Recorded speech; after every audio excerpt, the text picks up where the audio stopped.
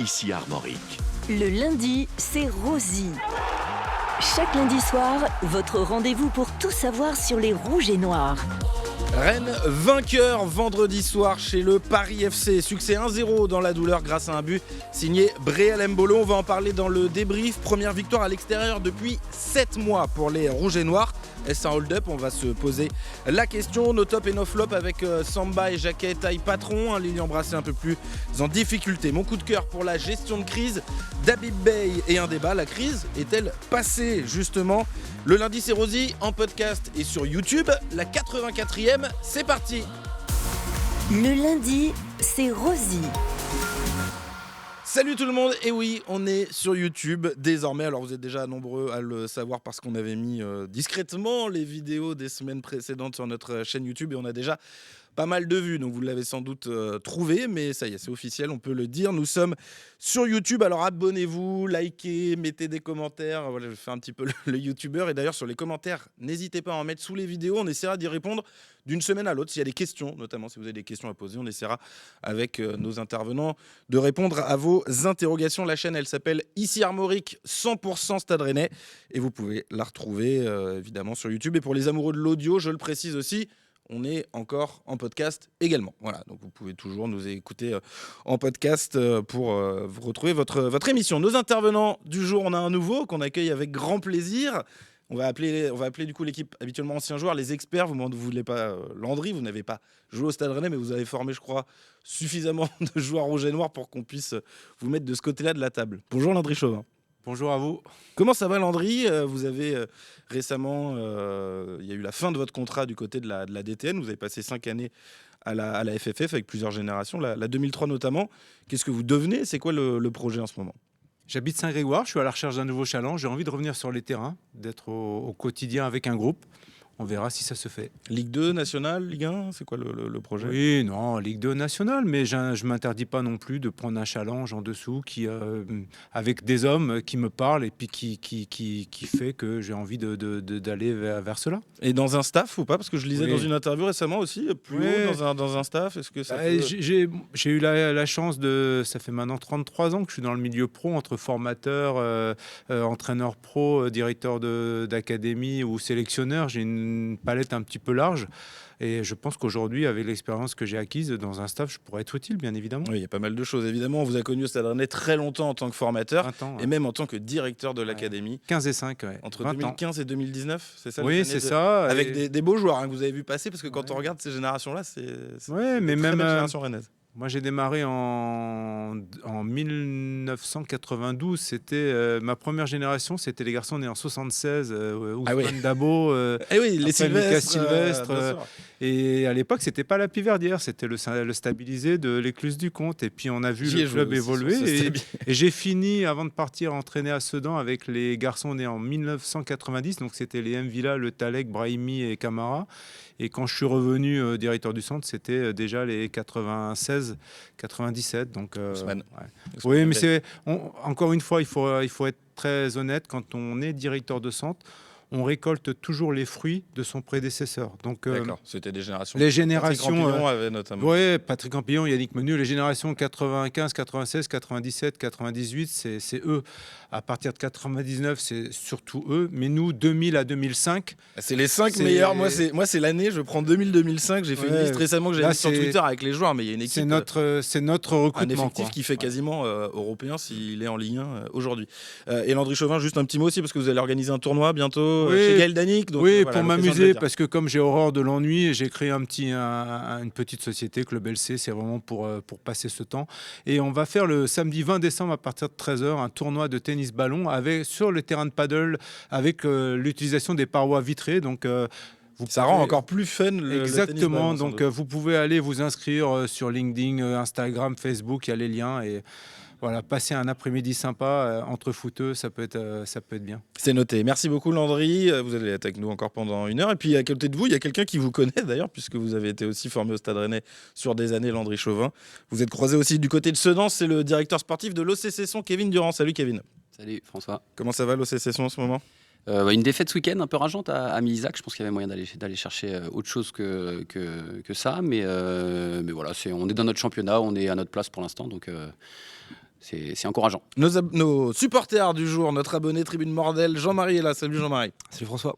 Bien revenu de Paris, vous étiez en parkage ? Ouais, tout à fait, ouais. Ce petit déplacement sympa avec les copains, donc c'était cool. Ouais, toujours sympa les déplacements. Lui aussi, il aime bien se déplacer en Europe. C'est Julien, notre gazier de la planche. Salut Julien. Salut François. Vous êtes tous les deux des fervents voyageurs, je sais, parce que je vous y croise tous les deux sur les déplacements européens. Et je vous poserai la question dans un instant. Est-ce que le Stade Rennais, est-ce qu'on peut reparler d'Europe ? Est-ce qu'on peut à nouveau rêver ? J'espère. Vous me répondrez tout à l'heure. Et je vais vous présenter maintenant un bel exemple de karma, messieurs. Je ne sais pas si vous croyez au karma, parce que vous allez écouter le résumé du match, le seul but en direct. Et je me suis sans doute pris le plus gros karma de ma carrière de commentateur. Le résumé du match et on débriefe juste après. Écoutez. Qu'est-ce que c'est confus le match depuis les changements d'Habib Beye.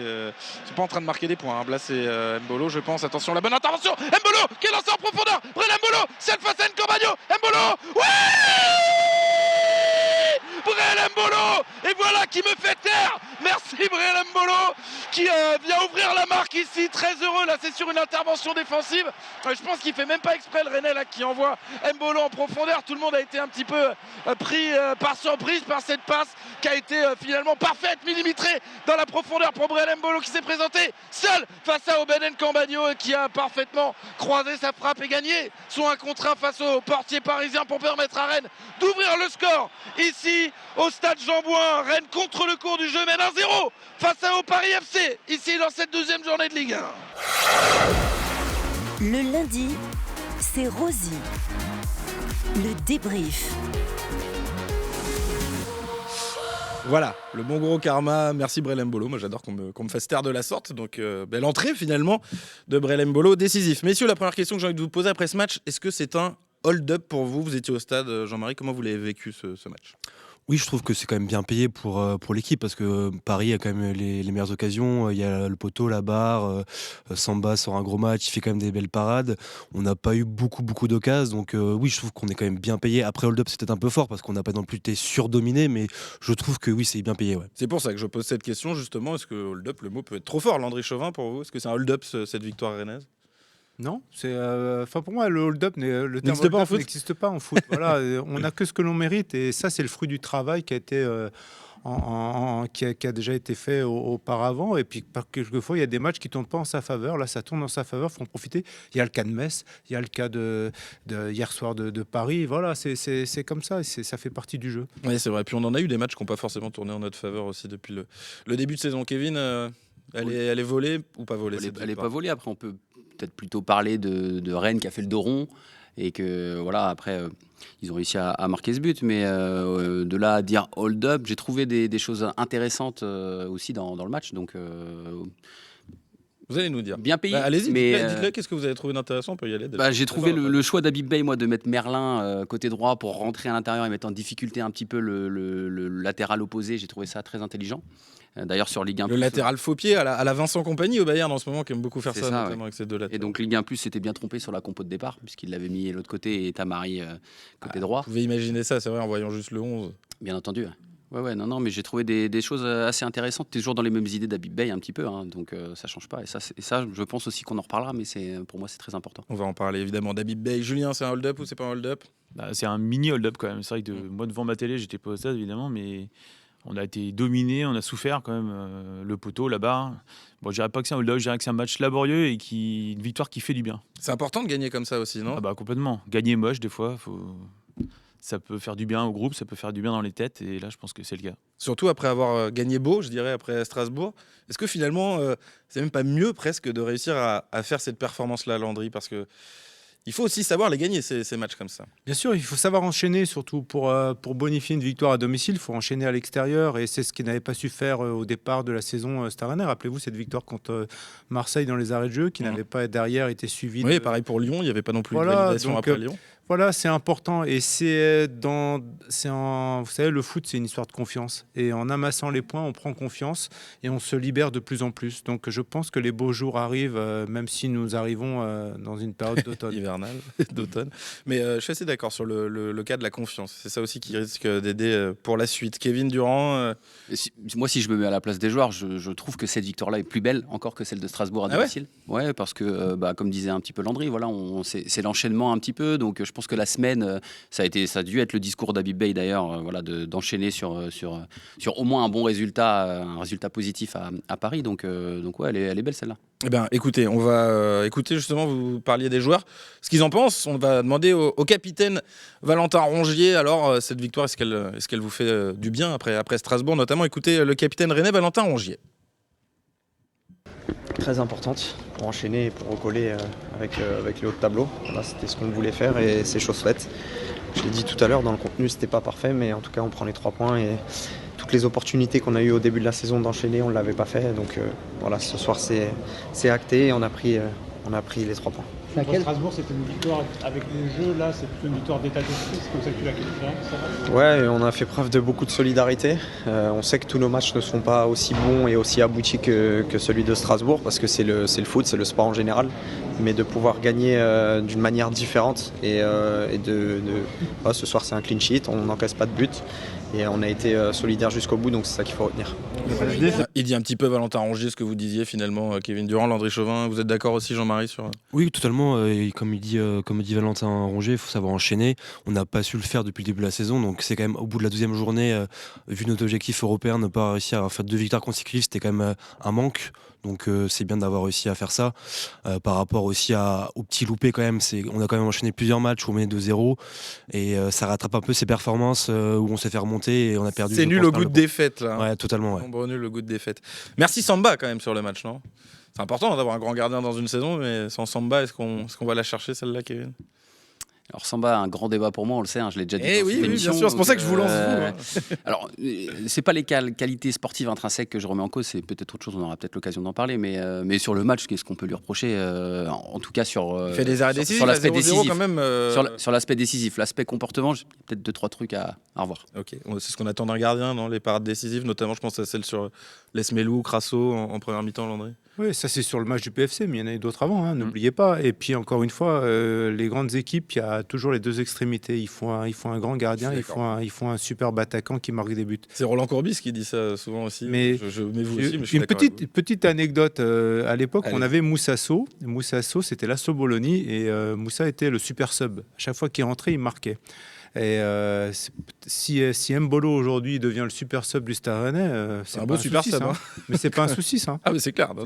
Mais on va en parler. C'est bien, vous lancez le débat. On peut aller là-dessus. Sur les 9. Comment vous trouvez cette gestion de la concurrence au poste de numéro 9 par Habib Beye? Parce que Mbolo, il a quand même un peu fait les frais à un moment des choix forts d'Habib Beye, au moment où la crise était quand même peut-être au plus fort. C'est Meïté Le Paul maintenant qui démarre les matchs. En tout cas, ça fait 3 rencontres. Les 2 ont été décisifs et cette fois c'est Mbolo. Vous trouvez que c'est bien géré pour l'instant ou est-ce qu'il y a le risque peut-être qu'Mbolo se frustre un petit peu, Jean-Marie? Je trouve que la gestion est plutôt bonne dans le sens où Mbolo a pu montrer ses qualités. Après, Meïté aussi faisait des très bonnes entrées, donc il méritait aussi d'avoir sa chance. Et comme en début de saison, il a eu ces matchs où il sortait quand on finissait à 10, donc il a quand même été assez frustré et je pense qu'il méritait d'avoir du temps de jeu. Après, Mbolo ne déméritait pas forcément en plus quand il a été sorti du 11, je trouve. Mais Meïté était quand même, je pense, un petit cran au-dessus à ce moment-là. Et je pense qu'il va y avoir une rotation naturelle qui va s'effectuer entre les deux, selon un peu la fin du moment, parce qu'ils ont un peu un profil similaire, sachant que Le Paul, je pense qu'il sera toujours un peu titulaire. Donc ce sera un peu lequel mérite le plus, quoi. Celui qui a le plus montré la semaine d'entraînement, peut-être. On a 3 beaux attaquants quand même. On a 3 beaux attaquants, des attaquants qui marquent en plus. Et puis dans le discours, Mbolo à la fin du match parle beaucoup de Meïté. Meïté a beaucoup parlé d'Mbolo. On sent de la solidarité entre eux et de l'émulation. Et donc, pour moi, c'est des bons choix. On parlait de Meïté au début de la saison qui a été remplaçant, qui a été sorti d'ailleurs quand il y a eu les cartes rouges, un peu frustré. Il a su le relancer. Et désormais, c'est autour d'Mbolo, à lui de prendre la place, à Mbolo de la reprendre. Je veux dire, la concurrence est saine, je trouve que c'est bien. Mais je suis d'accord, et cette concurrence d'attaquants, Kevin, franchement, elle fait du bien au Stade Rennais, parce que les années précédentes, Kalimundo n'avait pas vraiment de concurrence. Est-ce que ça l'a tiré vers le haut? Je ne sais pas, il a mis ses buts l'année dernière, mais sa saison est quand même débattable. là, on a de la matière. Et comme disait Julien, il y a aussi, ils ont l'air de bien le vivre. En tout cas, dans leur communication extérieure, franchement, ils sont impeccables. Oui, effectivement, ouais, ça a l'air de bien vivre. Pour le cas Mbolo, j'ai regardé un petit peu sa conférence de presse d'avant-match. J'ai trouvé que c'était bien, Mais il est bien huilé. Il est câblé. Et surtout, son entrée, j'ai trouvé qu'elle était très positive. C'est-à-dire qu'il ne faisait pas la tête, il était content d'être là, il s'est mis dans le bon sens plusieurs fois, alors même si ça n'a pas toujours été réussi, mais à l'image du but, il est prêt, il est sur les appuis et le ballon part et il y va. Donc je trouve qu'Mbolo, pour le coup, c'est un bon exemple aussi pour Meïté, qui lui a besoin peut-être d'avoir aussi des attaquants un petit peu plus expérimentés pour lui progresser. Ouais. Landry Chauvin, vous qui avez eu des groupes pro à gérer, des concurrences comme ça à gérer, celle-ci, elle va tirer l'équipe vers le haut, vous pensez ? Oui, bien sûr. Bon, déjà, il faut savoir que Rennes est une des rares équipes qui a un système de jeu où avec deux attaquants de pointe peuvent évoluer. Bientôt Strasbourg peut-être, parce que Panicelli et Mega, on l'a vu ce week-end. Mais donc ça, c'est important. Donc ils savent qu'ils sont 3 pour 2 places. C'est quand même intéressant. Ensuite, il faut aussi souligner quelque chose, c'est que un attaquant, il est content quand il marque. Et il vaut mieux marquer en passant moins de temps sur le terrain que ne pas marquer et y rester un long moment, parce que sinon, à l'image de Giroud aujourd'hui, ça fait, tout le monde dit, ça fait 450 et quelques minutes qu'il n'a pas marqué, et ça, au niveau de la confiance, c'est terrible. Donc je trouve que déjà la complémentarité par rapport à Le Paul, que ce soit avec Kader Meïté ou Bryan Mbolo, elle est évidente. Elle est assez facile à trouver, donc ça, c'est intéressant. Ouais, ça va être intéressant. C'est 3-9, mais ça m'amène à quelque chose sur ce qu'on disait sur la com de Bryan Mbolo, de Kader Meïté, d'Esteban Le Paul, leur concurrence, sur ce vestiaire. Quel regard vous portez sur ce vestiaire qui a été créé cet été, qui commence à se découvrir ? Moi, je le dis de mon avis, parce qu'en plus, on les voit, nous, on peut les interviewer un peu. J'ai le sentiment de mecs câblés, en tout cas. Je sens qu'il y a des personnalités, des gars qui, quand on les a au micro, disent des choses. Je ne sais pas ce que vous en pensez d'un regard extérieur en tant que supporter, mais j'imagine un vestiaire qui peut vraiment bien vivre, de mieux en mieux, en tout cas à terme. Jean-Marie ? J'avoue que c'est difficile à C'est savoir difficile de loin, mais de loin, ce que vous en entendez Ouais, ça a l'air. Après, effectivement, j'ai un petit souvenir d'une réaction où j'ai vu, c'est vrai que Mbolo allait voir, inversement Meïté quand il a marqué à la fin du match en se congratulant, alors que effectivement l'un avait remplacé l'autre. Donc oui, ça peut être un des signes. Mais c'est vrai que d'un regard un peu extérieur, lointain, c'est difficile. Mais... Julien, vous avez je pense que ça faisait partie des critères de recrutement. Ouais, et c'est surtout des joueurs qui sont tous d'expérience au final. La plupart des joueurs, ils ont des années et des matchs de Ligue 1 derrière eux. Et je pense que ça y fait, quoi. Leur réputation est faite, quoi. Landry. Après, il y a déjà certains qui ont fait taire, de par leurs prestations, les critiques qui étaient émises en début de saison. On va pas les citer, mais je parle de joueurs qui avaient porté une autre couleur de maillot, je sais. Bien sûr, Valentin Rongier. Déjà, ils ont fait taire les critiques de par leurs prestations, donc ça, bravo à eux. Ensuite, et c'était déjà le cas l'an dernier quand Habib Beye arrive, souvenez-vous, avec, j'ai perdu qui était avant lui l'entraîneur. Il n'y avait pas un joueur formé au club dans l'équipe. Et Habib arrive et remet des joueurs formés au club. Là, je trouve qu'il y a, depuis 2-3 matchs, il y a de nouveau 4 joueurs formés au club qui débutent le 11 titulaire. Je ne dis pas que c'est grâce à ça. Mais je pouvais, moi, c'était l'avis de mon coup de cœur la semaine dernière. Je trouve que l'équilibre, il est excellent par rapport à ça. Et forcément, ça... ça va insuffler quelque chose à l'intérieur du vestiaire. Bien sûr, parce que tout le monde se sent concerné. On sait très bien qu'il y a des courants. Le mec de plus de 30 ans, il n'a pas forcément d'atome crochu avec le petit jeune du centre de formation. Mais tout le monde est utile. Et ça, c'est important. Savoir que dans un groupe, tout le monde est important, personne n'est indispensable. N'oubliez jamais ça. Je note Landry. Est-ce qu'il y a quand même un perdant ? Moi, j'ai l'impression que ce serait Seko Fofana, pour parler au-delà du vestiaire, qui a quand même vraiment beaucoup moins de temps de jeu. Kevin, est-ce qu'il a encore sa place ? Est-ce qu'Habib Beye peut le relancer ? Ils ont l'air de... ils se sont montrés devant les caméras ensemble après le match, en tout cas Habib Beye, Seko Fofana. On ne sait pas trop ce qui se passe en interne. On n'est pas là tous les jours à la Piverdière pour voir. Après, j'ai l'impression que Seko Fofana, il a quand même de l'envie. Il est pas, j'ai vu qu'il avait reposté sur les réseaux sociaux qu'il était en salle de musculation le jour de... Oui, le jour de Toulouse, quand il était... quand il a été un petit peu mis de côté. Ludo Blas aussi, d'ailleurs. Mais est-ce que c'était vraiment une mise de côté ? Je ne suis pas vraiment sûr. Ils n'étaient pas dans le groupe et ils étaient dispo. Donc, ouais, mais... Alors, ils n'ont pas été mis en réserve ou quoi que ce soit. Habib Beye le reprend tout de suite le match d'après. Donc, c'est un message. Voilà. Seko Fofana, c'est un très bon joueur. Après, ce qu'on attend, je pense que les supporters attendent, c'est de revoir le Seko Fofana du RC Lens. Est-ce qu'on le reverra ? Je ne sais pas. Mais en tout cas, je pense que lui, il tend vers ça. On espère qu'on le reverra. C'est vrai qu'en début de saison, il faisait un bon début de saison, Seko Fofana. Moi, je ne connais pas un entraîneur qui se prive d'un joueur qui ferait gagner son équipe. Donc s'il s'en prive, c'est qu'il ne fait pas gagner l'équipe. C'est que pour l'instant, il estime qu'il y a plus performant que lui, tout simplement. Ouais, bien sûr. Et puis c'est vrai que dans les profils de complémentarité aussi, avec Camara Rongier, avoir la création de Diaby Cissé, c'est aussi. Charge à Seko Fofana de bosser. Et une saison, c'est long et il aura certainement à un moment donné son mot à dire. Je vais vous poser la question, les supporters, enfin, parce qu'on n'a pas donné le classement après la victoire rennaise. Rennes est désormais 8e, à 2 points du 5e, Lille. On sait que les 6 premières places sont européennes, potentiellement 7 si une des 6 premières équipes remporte la Coupe de France. Je le disais en introduction, vous êtes des grands voyageurs. Est-ce qu'on peut reparler d'Europe ? Direction la Conférence League, François. C'est que c'est votre rêve. On dit que pour la Coupe d'Europe l'année prochaine. Oui, on espère. Après, on sait qu'on n'est pas loin maintenant. Donc, on s'est remis dans la course avec les 7 points en 3 matchs. Là, donc, avec les contre-performances un peu des autres clubs. Et puis, comme il y a quand même 6-7 clubs qui sont. En fait, il y a les confrontations directes aussi. Oui, bien sûr. Donc, en fait, forcément, on remonte aussi. Il y a des équipes qui ne prendront pas de points à chaque fois le week-end. Donc, oui, je pense qu'on est tourner dans la course. Après, il faut confirmer sur la durée parce qu'il y a encore Monaco domicile, Metz à l'extérieur. Il va falloir prendre encore 3-4 points au moins pour rester dans ce bon wagon, quoi. Ouais, ça va être en fin d'émission, on en parlera de la série qui va arriver pour le Stade Rennais. On va se projeter un petit peu là-dessus. Mais en l'état, ça y est, vous y repensez à l'Europe, Julien. Vous avez remis le sweat des gaziers de la planche, les voyageurs. On est des voyageurs. Ouais, alors. À travers l'Europe. Et je pense qu'on peut y croire. Et d'autant plus qu'il y a des confrontations directes qui arrivent. Là, on reçoit Monaco, on va affronter Lille. Et Paris. Paris. Paris. Si tant est que ce soit une confrontation directe, mais en même temps, Paris, pour l'instant, ils n'ont pas non plus une avance folle au classement. Et oui, si on arrive à battre Monaco, on bascule du bon côté, je pense. Et il faut enchaîner, quoi. Est-ce que vraiment il y a eu le truc d'y repenser pour vous? Vraiment, là, ça fait quand même 2 ans et demi. C'est prématuré quand même, faut pas s'enflammer. Ouais. Il y a 15 jours, on était en crise. Ouais, mais là, vous regardez le classement. Évidemment, on y croit. Dès qu'on gagne 2 matchs d'affilée.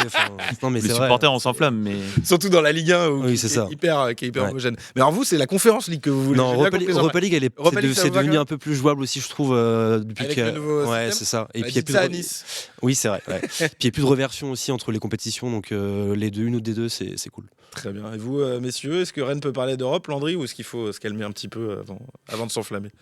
Moi, j'avais un président à l'époque à Sedan qui disait que le classement au tiers du championnat, c'était à 1 ou 2 places près, c'était quasiment le classement de fin de saison. Mais pas. C'est-à-dire que les équipes qui étaient là aujourd'hui, Rennes est dans le bon wagon. Dans le bon wagon. Donc, il sera.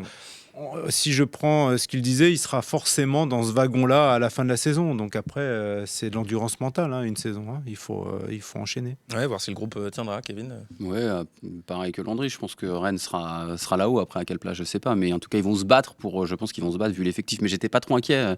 Même quand c'était la crise, quand Habib Bey a failli perdre son poste le lundi. Crise, on en reparlera parce que c'est un grand mot, crise. J'ai pas l'impression qu'il y a eu une crise, moi. Avec un coach qu'on a failli virer, qu'il a dit lui-même qu'il a cru être viré le matin et qu'il l'a pas été l'après-midi. Ça, c'est de l'interne ou on sait pas tout, je pense, mais non, Rennes, vu l'effectif, ça va jouer et avec les concurrents qui sont devant, oui, ça c'est sûr. Il y a quelque chose sur l'équipe que j'ai envie de vous soumettre aussi. Est-ce que c'est une équipe dure à battre? Parce que Rennes aujourd'hui a 2 défaites seulement. Il y a eu plein de nuls qui ont eu un goût de défaite. Il n'y a que Paris qui a 1 défaite, Rennes a 2, et sinon il n'y a aucune autre équipe qui a 2 défaites en Ligue 1. Est-ce que ça veut dire aussi quelque chose de cette équipe? Parce qu'il y a beaucoup de ces nuls quand même, mais qu'on a considérés comme des défaites parce que Rennes menait. Mais est-ce que ça veut quand même dire quelque chose, là, ce 2 défaites en 12 journées, Landry Chauvin? Ah oui, quand on arrive à 2 journées, bien évidemment que ça veut dire quelque chose. Aujourd'hui, Rennes, je pense que quand tu es entraîneur d'une équipe qui va affronter Rennes le week-end prochain, tu te dis comment on va faire pour marquer un but contre cette équipe. Donc ça, c'est un point positif. Ouais, Kevin? Ça défend bien, ouais. Ouais, pourtant au classement des défenses, on n'est pas non plus. Ouais, mais voilà, une défense à 3 ou 5 en fonction. Je trouve que plus des milieux relayeurs qui savent aussi récupérer des ballons et bien défendre, je trouve que c'est pas facile de bouger cette équipe-là. Vous avez ce sentiment, les supporters, que Rennes est dur à battre? Oui, avec le recul maintenant, parce que. À un moment, effectivement, je le redis, c'est nul. On avait tous l'impression d'avoir perdu quand même. Tout à fait.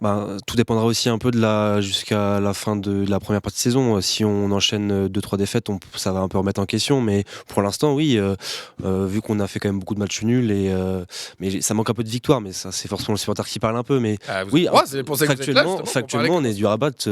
Factuellement, oui, c'est sûr. Ouais. Mais est-ce que vous avez ce sentiment-là alors? Parce que quand on attaque un match, vous avez. Je sais pas, parce que avec la fébrilité qu'on a eu un peu sur les matchs nuls, il y a un peu de réussite, mais je sais pas, c'est dur à définir comme ça après 12 journées, mais à terme, là, oui, pour l'instant, je pense qu'on est une équipe difficile à manœuvrer, c'est sûr. Julien? C'est vrai que c'est difficile à analyser ce début de saison finalement parce qu'on a perdu que 2 matchs, dont un à Lorient où les circonstances font qu'on est à 9. Mais on a l'impression qu'on en a perdu 5. Qu'on a perdu plein et au final, non, on a perdu que 2. Et donc effectivement, factuellement, on est. Mais c'est ça qui est étonnant. Une équipe avec un bloc, on parlait, une ligne de 5, 3 milieux qui n'ont pas des vocations à être hyper créatifs. Donc effectivement, on a la sensation d'avoir un bloc solide, quoi. Voilà, en tout cas, Rennes reste à 2 défaites. On va se réintéresser un petit peu aux performances individuelles. On en a un peu parlé tout à l'heure. On a parlé de Samba, de Fofana, d'Embolo. Mais on va continuer tout de suite avec les tops et les flops dans le lundi, c'est Rosie. Les tops et les flops du lundi. Je l'ai autorisé parce que c'est sa première, mais Landry Chauvin s'abstient, je l'ai dit sur les tops et les flops, sachez-le. On va commencer par les tops. Rennes a gagné, vous donnez juste le nom pour le moment les uns les autres et on va en débattre juste après. Kevin, votre top? Une fois de plus, Jérémy Jacquet. Julien. Jérémy Jacquet. Et Samba et Jacquet pour moi aussi. Alors j'avais mis Jacquet à l'origine parce que je pensais que Samba allait être beaucoup cité, donc je m'étais dit je vais sur Jacquet, mais en fait majorité de Jérémy Jacquet finalement. Alors Kevin, pourquoi Jérémy Jacquet? Jérémy Jacquet sur la lancée de son début de saison, je trouve. La première fois que je suis passé cette saison, je l'avais déjà mis en top parce que je trouve que... Je trouve que c'est débattable. Moi je trouve que ce joueur, faut pas oublier l'âge qu'il a. Voilà. Il y a un peu plus d'un an, il jouait en Ligue 2 à Clermont, on l'avait prêté, on l'a repris, il ne faut pas l'oublier. Hein. Voilà. Donc si on l'a repris, c'est que son potentiel. Il y avait vraiment besoin et je trouve que c'est une pépite du centre de formation et j'ai peur qu'on le perde très rapidement. Je crois. Alors d'ailleurs, vous parlez de ça. J'ai discuté avec une petite anecdote de tribune de presse vendredi au Paris FC. Il y a en tribune de presse, juste devant nous, il y a les scouts qui sont là, souvent qui sont les recruteurs pour aller regarder 2 ou 3 joueurs. Et il y a un mec qui passe, un scout qui passe par-dessus la barrière, qui dit: est-ce que je prends une feuille de match en anglais, hein, je veux regarder les joueurs. Et donc hop, je l'attrape, je lui dis... pour qui vous bossez, qui vous êtes venu voir. Bon bref, au début, pas trop me dire, mais j'arrive à arracher les infos. Il n'y a pas trop de surprises, mais c'était un scout de Man U, de Manchester United, qui était là pour Jacquet et Kader Meïté. Pas très étonnant. Il m'a dit: à ton avis, qui je suis venu voir jouer quand je vais voir un match du Stade Rennais en ce moment, quand on parle de Première Ligue? J'ai dit Jacquet, Meïté. Il m'a dit bingo. Donc voilà, il se fait regarder par la terre entière. Je pense que ça ne surprendra personne. Sur le match de Jérémy Jacquet, Julien, vous l'avez cité aussi. Ouais, Jérémy Jacquet, gros match. Alors, effectivement, il a été bon depuis le début de la saison. Il a eu un trou d'air, quelques matchs. Et il a su bien rebondir, revenir. Et je pense qu'il y a eu des discussions avec Habib Beye. Il est terminé. Il est jeune, effectivement, il a 20 ans. Il a le droit d'avoir un trou d'air. Mais vraiment, il est bluffant, quoi. Habib Beye part d'une conversation très franche qu'ils auraient eue il y a 3 semaines, grosso modo, et que derrière, Jérémy Jacquet a compris peut-être 2-3 choses. En fait, il lui a dit: je sais où tu veux aller, je sais quelle est ton ambition, donc maintenant je vais attendre des prestations à la hauteur de l'ambition que tu as. Donc on imagine une ambition très haute pour Jérémy Jacquet. Ouais. Dans les duels, moi je me dans la demande relance, s'il lui a pas dit que je vais aller à la Coupe du Monde 2026, tu vois, mais peut-être que peut-être que c'est moi qui rêve, c'est pas une info. Voilà. Mais bref, en tout cas, Jérémy Jacquet a confirmé qu'ils avaient eu des discussions. Brice Samba, quand même, il fallait le nommer pour ce match, Julien. Jean-Marie, pardon. Tout simplement parce qu'il a fait tous les arrêts qui nous permettent de rester dans le match à 0-0 et on l'a emporté à la fin. Donc c'est des arrêts qui valent 3 points. Hein, donc pour ça, quasi homme du match pour moi.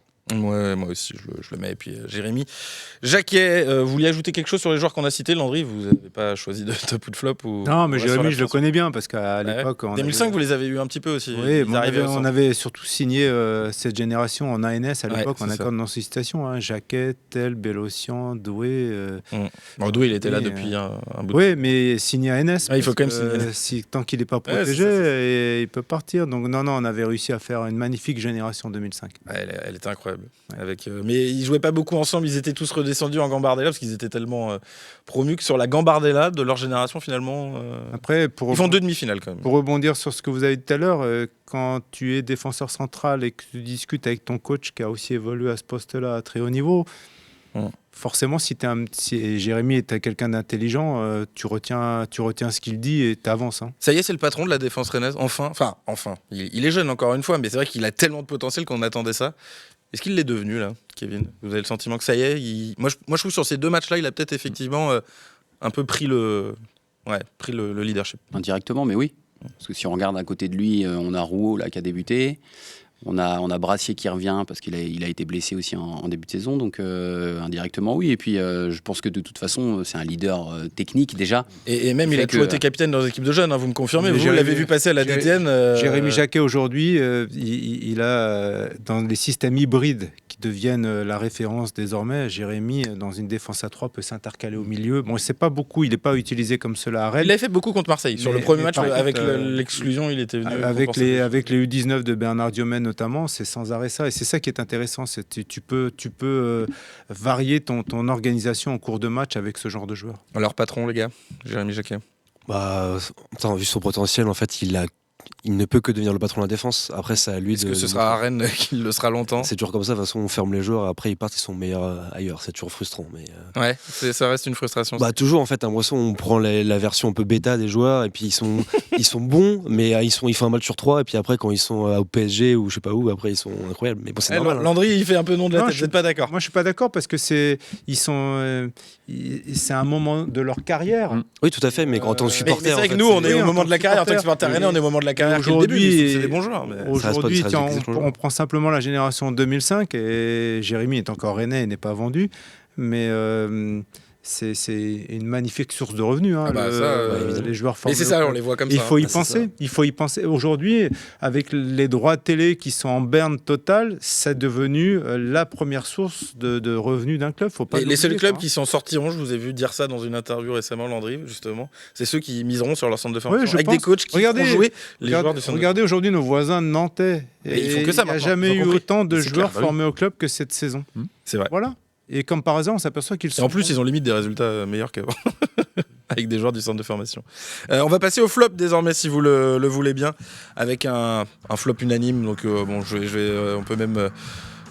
Brassier, voilà. Un peu dur peut-être pour Lilian Brassier qu'il soit unanime ce flop, je trouve, parce que par exemple Rouault n'a pas forcément non plus fait un très grand match, je trouve, en défense centrale. Kevin, pourquoi vous avez choisi Brassier? À défaut un petit peu, c'est compliqué. Oui, c'est compliqué. Quand on gagne, c'est toujours dur d'aller trouver un flop. J'aurais pu en mettre un autre, mais c'était pas sur l'aspect. Le Paul peut-être? Non, c'était Brice Samba, mais c'est pour l'aspect comportement. Alors allez-y sur Brice Samba, tiens, parce que c'est vrai que tout à l'heure vous avez dit que vous vouliez dire un Ouais, j'ai un petit peu de mal avec le langage corporel de Brice Samba depuis qu'il est arrivé au Stade Rennais. C'est pas depuis voilà, j'ai l'impression qu'il a pas envie d'être là, ou soit, et je le trouve un petit peu en négligence. J'ai encore contre le PFC une passe là, à pied droit qui part en corner, et il met une soufflante derrière. Alors, la question que je me pose, c'est est-ce qu'il a ce comportement-là quand il arrive en équipe de France? Voilà. Ouais. Moi, j'ai envie qu'on retrouve qu'on ait le Brice Samba du RC Lens. En parlant d'équipe de France, il va peut-être gagner une place dans la hiérarchie au regard des performances du numéro 2 actuel. Peut-être. Mais intrinsèquement, Brice Samba, c'est quand même notre troisième gardien français. Donc, à un moment donné, sur les perfs, il n'y a pas de débat là-dessus. Mais c'est ça, vous, c'est le langage. Moi, c'est plus, je trouve que c'est long à remettre en jeu. Ces petits 6 mètres, alors c'est le nouveau football. Ça joue comme ça maintenant, j'ai pas de débat avec ça. Mais c'est long, même quand on se met en difficulté avec ces 6 mètres, on continue à les faire. C'est plus là-dessus. De Bein Sport, Christophe Joss, leur marotte. Bravo, déteste ça. C'est la marotte. Landry, sur Brice Samba, je vous voyais un petit peu réagir. Non. Moi, je refuserais toujours de voter flop-top parce que pour moi, c'est l'équipe, c'est un sport collectif. Oui, mais par contre, si un flop est un défenseur et que l'équipe prend 0 but... vous avez du mal avec ça, par exemple? Franchement, j'ai du mal avec ça, quoi. Ouais, je peux comprendre. Lilian Brassier, du coup, les gars, pourquoi vous l'avez mis? Moi, j'expliquerai aussi pour que Landry comprenne peut-être pourquoi on a mis Brassier. Jean-Marie? Souvent, les actions se sont passées un peu de son côté, mais c'est vrai que c'est vraiment un flop à défaut parce que il n'a pas forcément été aussi très aidé, je pense, par Merlin devant lui. C'était Merlin qui était... Non, c'est El Tamari qui est à gauche. Donc, je pense que ça l'a pas trop aidé aussi pour défendre. Donc, c'est juste pour ça. Sinon, il n'a pas fait un match. C'est ce que je disais. Puis le terme est fort, surtout après des victoires. On va dire le joueur qui a été un peu en dessous. Et voilà, c'est ça. Moi, je trouvais qu'il y a eu 2-3 actions qui sont passées entre le central, Rouault et Brassier. C'est passé à cet endroit-là. Après, il ne faut pas oublier que Brassier, il a été longtemps blessé. Il revient. Il n'est pas encore au niveau qui devrait être, tout simplement. Mais voilà, c'est vraiment un défaut, en effet. Et moi, pour expliquer, c'est parce que aussi, je trouve que c'est assez récurrent dans le jeu de Lilian Brassier, des petits soucis de lecture dans son dos. Je trouve qu'il y a énormément d'appels de joueurs qui sont trouvés vraiment dans sa zone, dans le dos de Lilian Brassier. J'ai l'impression que les équipes, en plus, l'ont un peu vu en vidéo et attaquent régulièrement cette zone-là. Voilà. Mais bon, effectivement, On aurait pu mettre Le Paul aussi, par exemple, alors qu'on l'a tous mis en top la semaine dernière. Je dis juste qu'un match, ça se regarde dans sa globalité et que là, vous jugez un garçon à l'arrivée des actions. Et une action, ça naît en amont. S'il y a un mec qui a raté l'intervention, il y avait beaucoup plus de protection sur le côté droit contre le match du PFC que sur le côté gauche. Camara Cissé, par exemple, peut-être aussi. Voilà, donc c'est pour ça qu'il faut rester très très lucide sur les prestations. Bien sûr. Et puis Le Paul a mis un triplé la semaine dernière, donc je pense qu'on a toujours c'est pour ça qu'on l'a pas mis, je pense. Mais j'en suis persuadé aussi, on n'a pas mis Le Paul. Mais Le Paul, il a touché très très peu de ballons dans le match. Alors après, il a eu une grosse activité défensive. Pour le coup, il a vraiment fait des grosses courses de pression. Voilà pour les performances individuelles. On va jouer tout de suite dans le lundi, c'est Rosie, c'est le quiz. Le lundi, c'est Rosie, le quiz. Et alors, grosse pression, je sais pas sur qui, mais alors le bâton de Bourbotte du quiz, on va appeler ça comme ça, il est chez les anciens joueurs et ça fait quelques semaines qu'il est chez les anciens joueurs. Et Jean-Marie, vous qui êtes un habitué de la... On va ramener ça. Vous allez ramener ça à la maison, voilà. Ok. Landry, vous connaissez peut-être pas le concept, on fait un quiz toutes les semaines dans l'émission, donc vous allez jouer avec Kevin. Il y a 5 questions, la première équipe à 3 l'emporte et... historiquement, dans l'émission, c'est notre 3e saison, c'était les supporters qui gagnaient très régulièrement. Et cette année, je ne sais pas ce qui se passe, je crois que ça fait 4 semaines d'affilée quasiment que ce sont les anciens joueurs. Alors avec une émission quand il y avait Romain Salin et Gaël Danic où il y a eu un petit peu en tourloupe et j'ai changé un peu les scores, mais c'était les anciens joueurs. Mais donc voilà, il y a une pression sur les supporters qui ne gagnent plus, messieurs. Mais là, je sais que j'ai 2 vrais joueurs de quiz qui viennent dans les quiz SRFC qu'on organise parfois, donc ça va pas être simple pour vous. Landry, pour vous expliquer, à chaque question, ça peut être pendant l'énoncé, si vous avez la réponse. Pour prendre la main, il faut donner le nom de l'équipe. Donc vous, c'est experts, vous êtes les experts. Et les gars, vous connaissez, c'est supporters pour prendre la main. Et je donne la main à l'équipe qui a la réponse. Le thème aujourd'hui, c'est la Suisse, après le but de Brel Mbolo, les liens entre le Stade Rennais et la Suisse. Et ils sont nombreux entre Rennes et le foot helvète. Première question, c'est parti. Marco Grassi, Alex Frey, Julian Esteban, 3 grands attaquants de l'histoire du Stade Rennais. Non, il y en a 2 au moins qui sont tous arrivés en provenance du même club suisse. Ils sont tous arrivés en provenance du même club local. Supporters. Servette de Genève. Ouais. Oh, ils le disent en même temps. En plus, c'est magnifique. Ça va très vite. C'est beau, hein. Vous en avez croisé en plus, vous, dans vos années Rennes de ces Alex Frey, au départ, Laszlo Bologna ne voulait pas de lui. Et j'ai une anecdote. Alex avait joué le mercredi avec la sélection suisse. Et moi, j'avais la réserve à l'époque en CFA. Et on allait jouer, je ne sais pas trop, on allait qu'en quart. Et Alex a fait le déplacement en bus. Il a mis plus de temps à faire l'aller-retour en bus que l'avion Suisse-Rennes. Et il n'a jamais raté un match de réserve au tout début de son arrivée au Stade Rennais. Un mec exceptionnel dans la mentalité. Ouais, c'est mon idole de jeunesse, donc en plus là vous en rajoutez pour moi. Je fonds devant les paroles de Landry Chauvin. Deuxième question, 1-0 pour les supporters. En quelle année ou quelle saison d'ailleurs Alexander Frey a-t-il été élu meilleur buteur de Ligue 1 sous le maillot rennais? Supporters. 2004-2005. Bien joué. C'est la bonne réponse. 2004-2005. Olivier Monterrubio, meilleur passeur peut-être? Aussi, sans doute. également. Sans doute. Une belle paire. Hein. Franchement, les 2. On les avait reçus au centre de formation pour qu'ils viennent parler de cette connexion aux jeunes d'ailleurs. Ah ouais? Oui, exactement. Et alors, ils avaient fait quoi? Une espèce de conférence tous les deux ils étaient face aux jeunes. C'était vachement sympa. Ah, c'est génial. Ça. Je me souviens. Ah ouais, Kevin? J'étais là, ouais. Ah, c'est très bon. Ouais. Ma première année, j'étais en 15 ans. Ouais. La petite anecdote, c'est qu'Olivier. Ils étaient encore joueurs au stade alors? Ah, ils jouaient. Ils sont pas revenus après. Non. Et Olivier Monterrubio disait que toute la prise d'infos, il la prenait en amont et que dès qu'il prenait contact avec le ballon, il ne regardait plus que le ballon s'il savait où Alex allait être. C'est magnifique. Et ça, ils l'ont travaillé, les 2. Cette connexion. Troisième question, 2-0 pour les supporters. Elle était 98. C'est le début des années Pinot. Et Rennes recrute alors le meilleur buteur du championnat suisse. De qui s'agit-il? Supporter. Shabani Nanda. Absolument. Shabani Nanda. Ils sont forts. Hein. Ils sont bons. Non, mais là, je vais pas vous mentir. Qui est arrivé du FC Zurich. Le bâton de Bourbotte revient chez les supporters. On va faire les 2 dernières questions quand même. Bravo. Pour le fun. Mais voilà, il est récupéré. Il est du côté supporter. 4e question, quel est le dernier club suisse que le Stade Rennais a affronté en compétition européenne? C'est pas forcément hyper supporter. FC Bâle, ils sont énormes. Quelle compète, quelle année? En 2008 ou 2007-2008, je crois. Voilà, Streller, je crois qu'il marque. 1-0 là-bas, absolument. Ouais, j'ai que la radio. 2008. Ah ouais, avec un de mes prédécesseurs. Ouais, je pense, je sais plus c'était qui. Philippe Delacote. 2007-2008, ça devait être encore Cédric Guy. Cédric Guillou. J'ai un doute. C'était possiblement Cédric Guillou. Voilà, 4-0 pour les supporters, messieurs. On va essayer de pas faire Fanny. Dernière chance. 5e question, Alex Frey. Toujours, on y revient forcément quand on parle de la France et de la Suisse. L'ancien Rennais est-il tout simplement le meilleur buteur de l'histoire de la sélection suisse, oui ou non? Supporter? Non. Et non, ça fait un point pour les anciens joueurs qui sauvent la mise avec une mauvaise réponse. J'aurais dit Chapuisat ou... Non, c'est lui, 42 buts et il est très loin devant le deuxième, il est à 34. Et Brel Mbolo est à un but de rentrer dans le top 10. Là, il est à 21 buts, Brel Mbolo. On a vu un Laroucha aussi, un bon défenseur suisse. J'ai failli faire une question sur Alain Rocha. Je crois qu'en plus, Jean-Marie, vous l'aimez beaucoup, Alain Rocha. Il a pas eu il a été en difficulté. Axe gauche à central, c'était pas... C'est un bon joueur. C'est un bon défenseur avec en la devenir, réserve, peut-être. en devenir. Et il est devenu quoi? Pardon, je suis change.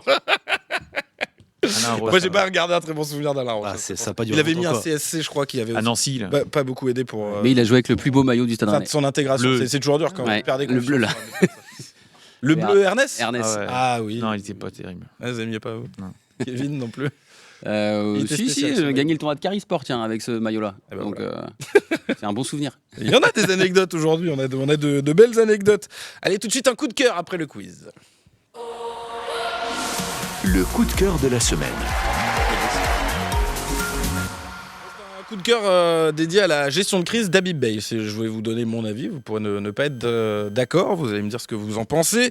Après ce début de saison compliqué, insuffisant même, et le coup près qui avait failli tomber il y a 2 semaines tout pile, le coach Rennais me semble renforcé. Pourquoi je dis que j'ai aimé sa gestion de la crise? Pour 2 raisons principalement. Ça, comme déjà que j'ai trouvé à la fois assez transparente autant que possible, on va dire, parce que dans ce genre de situation, c'est toujours compliqué de tout dire, mais j'ai trouvé ça assez transparent. Il assume d'avoir failli se faire virer, mais il a tout ramené au terrain à chaque fois, à ses joueurs. Dans sa com, il a toujours dit, dans ces cas-là, quand c'est compliqué à l'extérieur, il faut être stable et se concentrer sur les joueurs pour affronter la tempête. Et c'est pas toujours simple de ne pas rentrer dans les jeux politiques dans ces moments de crise, surtout dans un club comme le Stade Rennais. Et en tout cas, dans sa com, il a toujours centré sur les joueurs. Et ça, je trouve ça très bien. Et la deuxième raison, ce sont ses choix forts, parce qu'il a quand même fait des choix au moment où c'était compliqué, en écartant du 11 des joueurs quand même assez confirmés, avec potentiellement des statuts. Blas, Fofana, on peut aussi parler de Rouault, de Merlin, de Sédou, d'Embolo. Il y en a quand même pas mal potentiellement des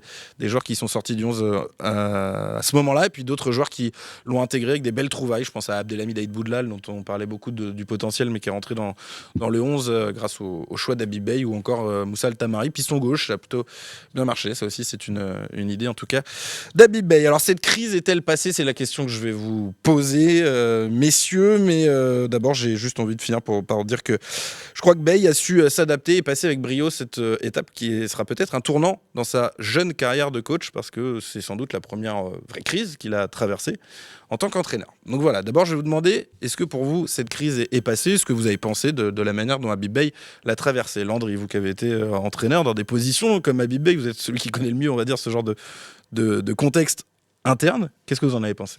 Bon, déjà, il faut faire attention, Stade Rennais, tant que novembre n'est pas passé, il faut rester prudent. Ouais, la crise de novembre, on la connaît.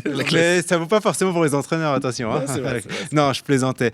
Non, comme vous l'avez dit, j'ai trouvé la communication d'Habib Beye fantastique. Franchement, c'est un homme de médias à la base, donc, mais il a été très très bon dans sa communication. Il a protégé son groupe, il a protégé son staff, parce qu'il y a aussi des rumeurs sur l'arrivée possible la semaine dernière, rappelez-vous, avant le match du PFC. Oui, Scornet, Blaïk, a priori pas extrêmement fondé pour l'instant. Non, mais bon, il a été très très bon. Après, quand on construit son groupe, parce qu'il l'a construit cette année, c'est vrai que pour avoir été de l'autre côté, au départ, t'as envie de mettre les garçons que t'as souhaité faire venir. Et puis tu le sais que ça matche pas, que ça colle pas trop, mais t'insistes parce que tu veux montrer que tu t'es pas trompé, quoi. Puis à un moment donné, quand tu sens que le coup près il est proche de tomber là, et tu le vois arriver, bah, tu te dis ouais, c'est bon là, et ils m'ont pas donné ce que je voulais finalement, donc on va aller. Non, sans penser à ça, sans parler de ça, mais coûte que coûte, bah tant pis, je vais me priver d'un tel, même si dans mon esprit il faisait partie de mon équipe type, parce que peut-être que demain c'est plus moi, quoi. Faut savoir que c'est un métier formidable, mais le compte à rebours démarre le jour où tu viens juste de signer ton contrat, donc ça fait partie du truc. Il le sait, on le sait, et il l'a vécu tout à fait sereinement, et moi j'ai trouvé ça admirable. Très bien, vous partagez à peu près mon avis. Landry, Kevin, qu'est-ce que vous en pensez? Même chose, je trouve que c'est très très bien géré. Alors, comme le disait Landry, voilà, c'est un communicant, hein, de toute façon. Hein. Il a été dans les médias avant d'être entraîneur. Ça, on dit ça tout le temps, mais ça fait pas forcément de lui un bon communicant une fois qu'il est coach, parce qu'il parle très bien, il s'exprime bien dans la forme. Attention, le fond du message, c'est pas le même que vous faites passer quand vous êtes coach. Et moi, je trouve que parfois, avant la crise, il y a pu y avoir des messages pas toujours très bons. Mais là, je parle pour le coup de la crise en elle-même, c'est-à-dire voilà, comment il a géré après Toulouse, etc.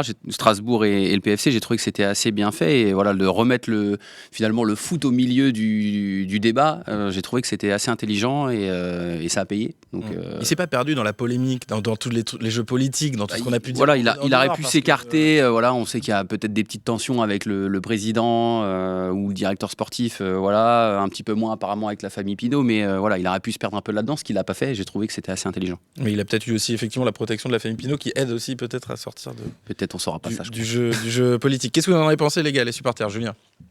Ouais, c'est ça, il a su prendre de la hauteur au moment où il fallait, je trouve, et puis il a été conforté évidemment par Pouille. Alors j'ai trouvé que c'était un peu tard, moi, après Toulouse, que Arnaud Pouille prenne la parole pour le conforter. J'aurais aimé qu'il le fasse avant, finalement, ça lui aurait mis moins de pression. Il aurait été. C'est courageux aussi de la part de Pouille, finalement, de le conforter à un moment où Toulouse, ça reste quand même, on est sur une série de matchs sans victoire à ce moment-là. J'aurais aimé qu'il le fasse un peu avant, quand même, pour le conforter. Ça aurait été judicieux, je pense. Et puis, non, bizarrement, il est conforté, l'alignement des discours fait que l'équipe reprend confiance et repart de l'avant. Je ne sais pas si c'est un lien de cause à effet, en tout cas. Regardez le mignon à Metz, hein, on le garde alors que ça ne va pas, puis derrière. Et bien sûr, il faut du temps aussi. C'est toujours pareil, on peut changer d'entraîneur pour mettre kiff. Hein, vraiment, il a choisi ses joueurs, il a son staff, il a tout en place, de la patience, quoi. Jean-Marie. Pour élargir un peu sur le cas Habib Beye, j'étais pas forcément très tendre après Toulouse, où je trouvais qu'il faisait encore des choix en cours de match très frileux, à faire entrer Glenn Kamara, Naguida, alors qu'on menait 2-0, 2-1, il insinuait un peu la peur, je trouve, en match. Donc j'avais beaucoup de réserves sur son coaching et sur le début de saison du club et ce qu'il en faisait de cet effectif qui est, je trouve, plutôt bon. Là, il a réussi à bien retourner la situation, a eu de le confirmer. Effectivement, il a très bien communiqué parce qu'il sait très bien le faire là-dessus. Mais je trouve aussi déjà qu'il y a un progrès, ne serait-ce que vendredi à Jean-Bouin, il a fait rentrer Blas à Mbolo à 0-0. Alors, ils n'ont pas forcément tout de suite été très bons, mais déjà dans le message, je trouvais que de le dire, ça me rassure pour mon commentaire de tout à l'heure. Mais je trouve déjà dans le message, ça a apporté quelque chose de différent de ce qu'il pouvait faire avant en coaching de match, enfin en cours de match, pardon. Donc là-dessus, déjà, je vois un petit progrès. Après, à lui de confirmer, parce que je trouve quand même que depuis le début de saison, il n'utilisait pas forcément à 100% son effectif. Après, des fois, ça peut mettre du temps, et si il a fallu que ça prenne 10 journées et qu'on enchaîne, ça aura pris 10 journées. Et effectivement, on n'a pas forcément beaucoup de coachs à prendre pour le remplacer. Et le faire confiance sur la durée, c'est pas plus mal au final. Vous n'avez tous pas répondu à une des deux questions, mais je comprends parce qu'on a pas mal parlé d'Habib Beye que je posais à l'origine, ou peut-être d'ailleurs en fait qu'on y répond sans le dire. Mais est-ce que la crise elle est vraiment passée?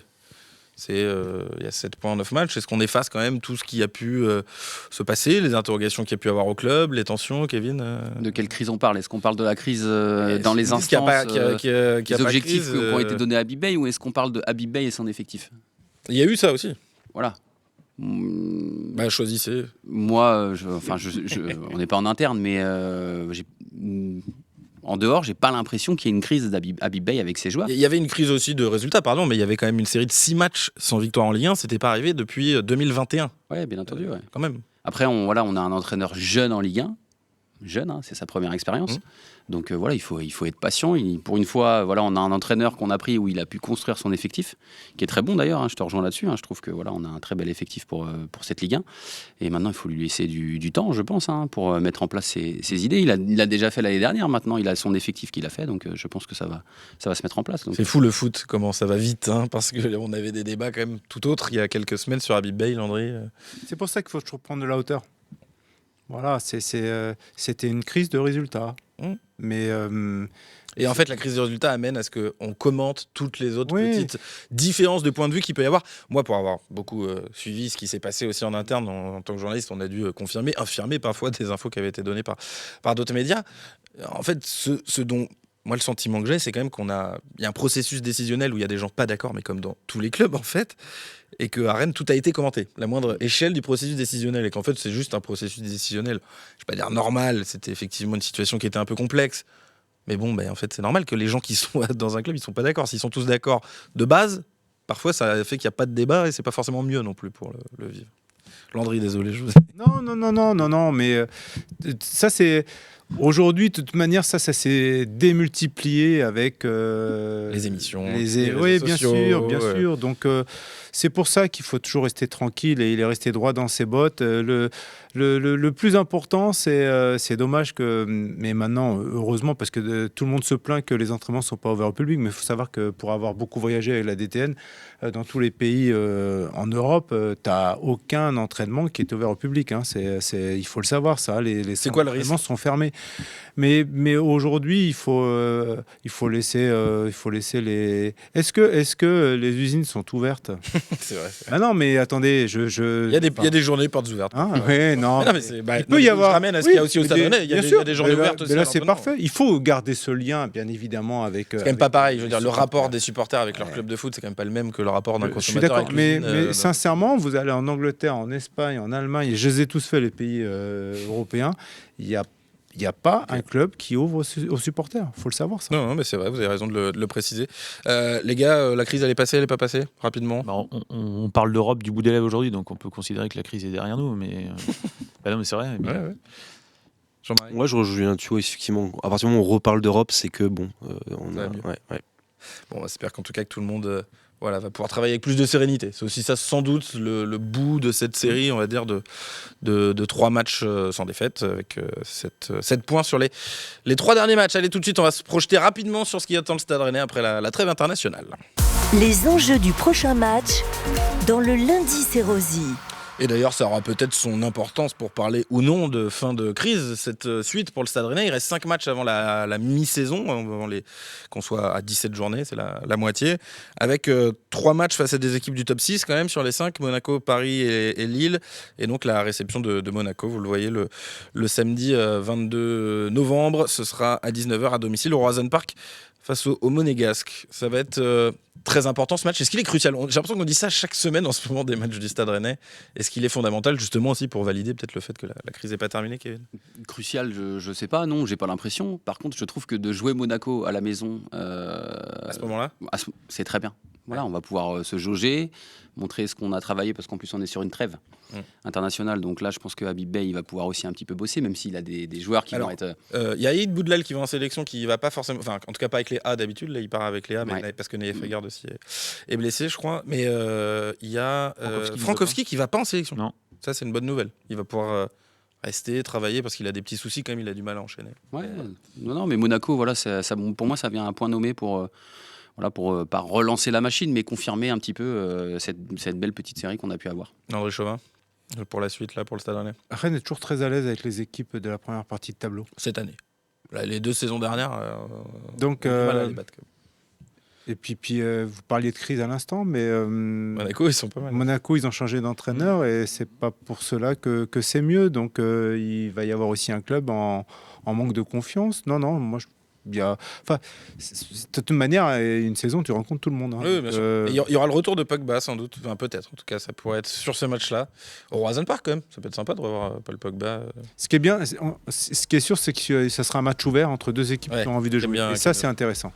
Les gars, Monaco, match très important pour les Rennais, ou est-ce que c'est la série globalement que vous regardez un peu dans son entièreté? Non, c'est un match important, c'est un match qui peut être encore, on parlait de point de bascule, mais celui-là il peut vraiment nous faire basculer vers le haut et regarder encore plus vers le haut. Et puis Monaco est bon à prendre. C'est le moment de prendre les Monégasques, vous êtes d'accord, Jean-Marie? Ouais, tout à fait. Puis en plus, on est plutôt à l'aise cette saison contre les gros, donc il faut profiter. Ouais, c'est ce que disait Landry. Profitons-en, espérons effectivement que nos Rennais s'imposent face aux Monégasques. Ce sera un match que vous pourrez vivre évidemment à l'antenne d'ici Armorique samedi 22 novembre à 19h. Merci messieurs, merci Landry d'être venu. Merci à vous, c'était un plaisir. Fois. Merci beaucoup. Partagez, merci. N'oubliez pas le 20 décembre. Hein. On n'oublie pas le 20 décembre le tournoi de tennis ballon, au padel, au Brest Padel de Gaël Danic. Merci Julien. Merci François. Merci Jean-Marie. On se retrouve dans une semaine pour un prochain Le Lundi C'est Rosy. Bonne semaine à tous.